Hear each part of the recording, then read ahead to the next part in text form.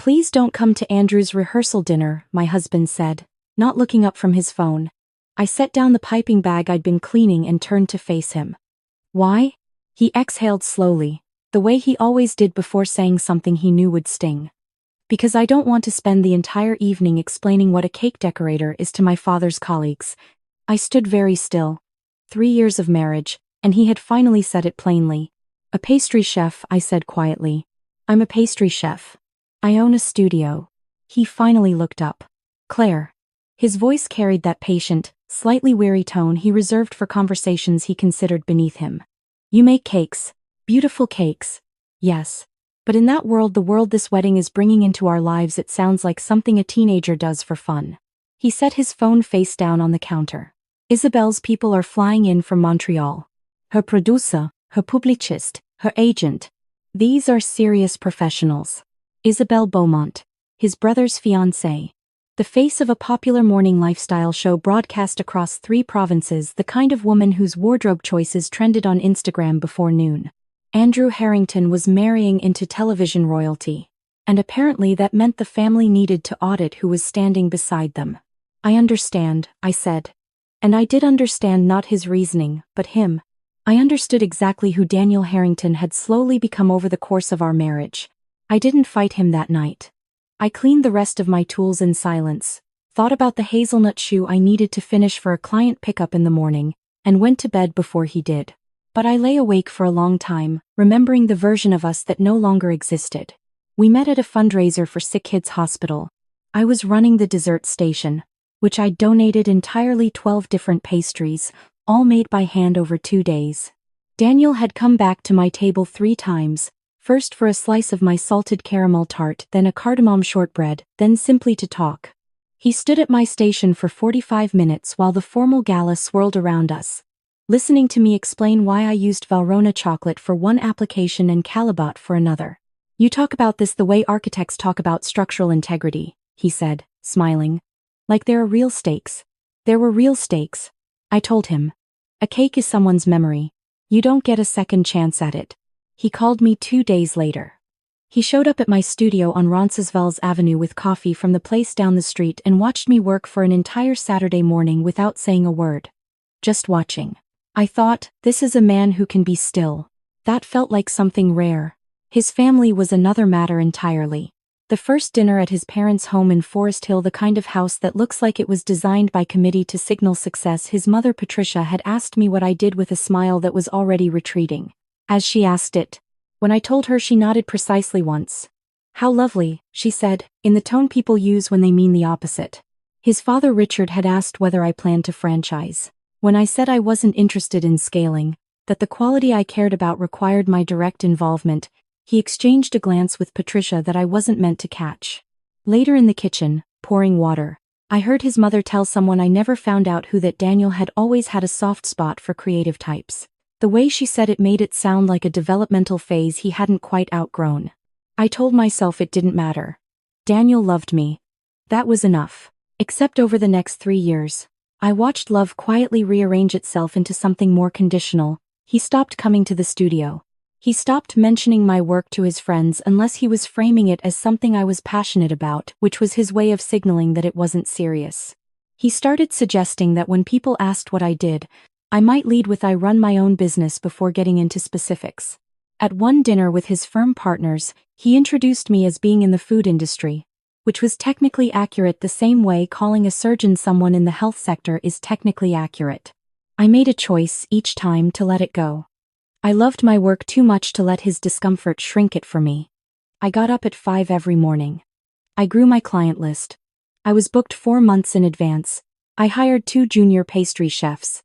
I developed a signature style for wedding cakes that a magazine in Toronto had called architectural minimalism with warmth, a phrase I'd quietly printed and taped inside my supply cabinet where no one could see it. But by the night of the rehearsal dinner conversation, I knew that something between us had been breaking for a long time and that we had both, in different ways, been pretending otherwise. I didn't go to the rehearsal dinner. I told him I had a consult booked, which was true, I just could have rescheduled it. I didn't. I went instead, drove to my studio on Roncesvalles, made myself a tea, and sat alone among my work tables and cake molds and the smell of vanilla and good butter, And I tried to remember the last time I had felt like myself in my own marriage. The answer came too quickly and sat too heavily. He came home after midnight, said nothing of significance, and we slept on opposite edges of the bed. The next morning, he left for the office early. I went to work. 2 days passed in this way, each of us moving through the house on parallel tracks, the silence between us doing the heavy lifting that neither of us wanted to do with words. The call came on a Wednesday, 6 days before the wedding. It was Patricia. She never called me directly. In 3 years, we had exchanged pleasantries and passed dishes and survived Christmas mornings together, but she had never called my phone. Claire. Her voice was controlled in the way that meant she was working to keep it that way. I'm calling because we have a situation with the wedding. A pause. The pastry team has had to withdraw. The wedding cake had been commissioned from a renowned pastry chef who ran a high-end atelier in Yorkville, the kind of place that charged $8,000 for a 4-tier cake and had a 2-year waitlist. I knew of them. The work was technically precise, occasionally stunning, occasionally sterile. Food safety issue at the kitchen, Patricia said. The health inspector came yesterday. They've had to shut down operations temporarily. Isabel is another pause. She was choosing words carefully. Isabel is quite distressed. I'm sorry to hear that, I said. I kept my voice neutral. I was making notes on a recipe card at the time. Something I did automatically when my hands needed steadying. The wedding is in 6 days, Patricia said. The venue is the Carlou. Of course it was. The Carlou was one of the most photographed event spaces in Toronto Art Deco. Grandly restored, the kind of place that showed up in editorial spreads. The photographer is from a national publication. There will be coverage. I waited. We need someone who can produce something of equivalent quality, she said finally. In 6 days, I put down the pen. You're asking if I can do it. I'm asking if it's within your capabilities. The distinction she was drawing was small and cutting. I thought about it, not the logistics. I knew immediately it was possible, difficult but possible, but the shape of the moment. Her daughter-in-law she'd never introduced as a pastry chef to anyone. The one whose job had been quietly erased and replaced with vague gestures toward entrepreneurship. The one whose husband had asked her not to come to dinner because explaining her would be inconvenient. I have 6 days, I said. Yes. And you need something that will photograph well for a national publication, hold through a full reception at the Carlou, and reflect the aesthetic of a morning lifestyle personality whose brand is built on taste and elegance. A silence. Yes. I'll need to meet with Isabel directly. Today, if possible. I'll need her vision, her preferences, and a list of any dietary restrictions among the wedding party. And I'll need access to the venue for a setup walkthrough no later than Friday. Patricia said she would arrange it. She thanked me in a way that sounded like it cost her something. I sat for a moment after the call ended. Then I picked up my pen and started writing a list. I met Isabel that afternoon at the hotel where she and the Montreal contingent were staying, a boutique property in Yorkville, understated and expensive. I had seen her on television but had never met her in person. She was smaller than she appeared on screen, warmer too, and when she opened the hotel room door, her eyes had the particular redness of someone who had been managing panic for several hours. "You're Claire," she said. "I am." She stepped back to let me in. 2 of her bridesmaids were sitting on the bed, one on her phone, one watching me with cautious curiosity. Isabel's publicist, a compact woman named Genevieve who had flown in from Montreal, stood near the window looking at her tablet with the expression of someone calculating contingencies. "They told me you're Daniel's wife," Isabel said, sitting down across from me. "They also told me you make cakes." "I'm a pastry chef," I said pleasantly. "I own a studio on Roncesvalles. I've been doing wedding and event work for 9 years. Genevieve looked up from her tablet. "Can you show me your portfolio?" I opened my laptop and turned it toward her without ceremony. I watched her expression change. She scrolled slowly, stopped at a few pieces, enlarged them, looked at me. "The 5-tier piece with the geometric relief work," she said. "What's the medium?" "Fondant over Italian meringue buttercream." "The structural supports are custom-cut acrylic dowels I source from a supplier in Mississauga because the standard wooden ones flex too much at that height." She turned the laptop to show Isabel. Isabel leaned forward, looked at the image, then looked at me with an expression that had shifted into something more focused. "Okay," she said. "Tell me what you need to know." We talked for an hour and a half. I learned that Isabel wanted something that felt organic rather than sculptural. She was tired of wedding cakes that looked more like architecture than food. She wanted flavor to lead. She had a sentimental attachment to lemon because her grandmother in Quebec had made lemon cake for every family birthday. Andrew, I learned, had a genuine weakness for anything involving toasted hazelnuts. One bridesmaid was dairy-free. The color palette was ivory and sage with accents of pale gold. By the time I left, I had 4 pages of notes and the clearest creative brief I'd received in years. I also had Genevieve's direct cell number, which she handed me without being asked. The original commission was for $8,000, Genevieve said at the door. We'll match it. That's not necessary, I said. My standard rate for an event of this scale is $4,200. I'll invoice after delivery. Genevieve looked at me for a moment. You should charge more, she said in a tone that was not unkind. I told her I'd think about it. Daniel was home when I returned. He was in the kitchen, jacket off, the evening news murmuring from the living room. He looked up when I came in, registered my work bag and the notes in my hand. My mother called you, he said. She did, Claire. He set down his glass. You don't have to do this. I know. If this goes wrong, if something isn't perfect, they will. I know what they'll do, I said. I've been watching what they do for 3 years. I set my bag on the counter and met his eyes. But I'm not doing it for them. He didn't ask who I was doing it for. I wasn't sure he wanted the answer. I worked the next 5 days the way I work when it matters most, with the quiet, total focus that has always been my version of prayer. I came home late each night. Daniel and I spoke briefly, practically, about logistics. He did not come to the studio. He did not offer to help or to ask how it was going in any way that suggested he actually wanted to know. What he did, on the 3rd day, was tell me that his parents had told the wedding guests I was assisting with the catering, a phrase designed to make me sound like someone passing around vol events. I wrote it down in the same notebook where I was tracking my ganache ratios. Then I kept working. The cake was 4 tiers. The base was a lemon olive oil sponge, light and moist and bright. The 2nd tier was hazelnut praline with a dark chocolate crème. The 3rd was a classic vanilla bean with lemon curd filling the grandmother's flavor, translated into something that would hold through a formal reception. The top tier was a salted caramel with feuilletine for texture. The exterior was silk smooth pale ivory, hand-painted with a wash of the faintest sage at the base that faded to white as it rose. Across the surface, pressed with custom-made molds, I stayed up until 2 in the morning to prepare. Were subtle botanical reliefs, the kind of detail that looks effortless and is anything but. I added accents of genuine edible gold leaf, applied by hand with a brush the width of a single hair. I drove to the Carlu on the wedding morning in my van with the cake in its transport cases, my 2 assistants following in a second vehicle. The venue was already alive with florists and lighting technicians and the quiet, controlled chaos of an event that had been planned with precision and money. Patricia was in the foyer when I arrived, impeccably dressed, looking the way she always looked at events assembled, watchful. She saw me. She said, "It's upstairs." No other greeting. I had expected nothing more. We set up in the designated space, a side room off the main ballroom where the cake would be staged until the reception. It took 40 minutes. When I stood back and looked at it under the venue's warm lighting, something in me went still and satisfied. It was exactly what it should be. I had done my job. Isabel found me 20 minutes later, still in her getting ready robe, her hair half finished. She had slipped away from the bridal suite specifically to come and look. She stood in front of the cake without speaking for a moment, one hand over her mouth. "The lemon," she said. "My grandmother would have." She stopped, pressed her lips together. "This is exactly right." Her photographer, a woman named Circe who shot for a national lifestyle publication, had followed her in. She was already circling the cake with her camera raised, not taking shots yet, just looking.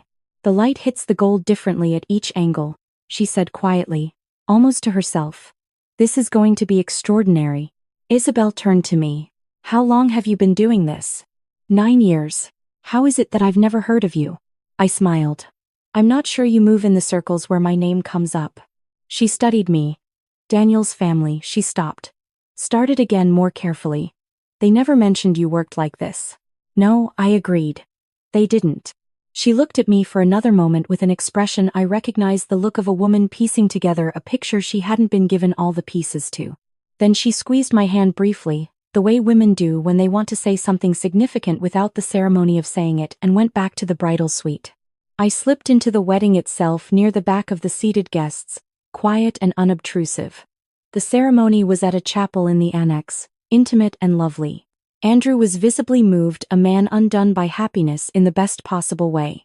Isabel was luminous, and not only because of the network of professionals who had prepared her. She was genuinely joyful. I found, without expecting to, that I was glad for them. Daniel was in the front row with his parents. He did not look back. The reception at the Carlu was the kind of event that makes Toronto feel like it can hold its own with any city, warm and beautiful and just slightly too aware of itself.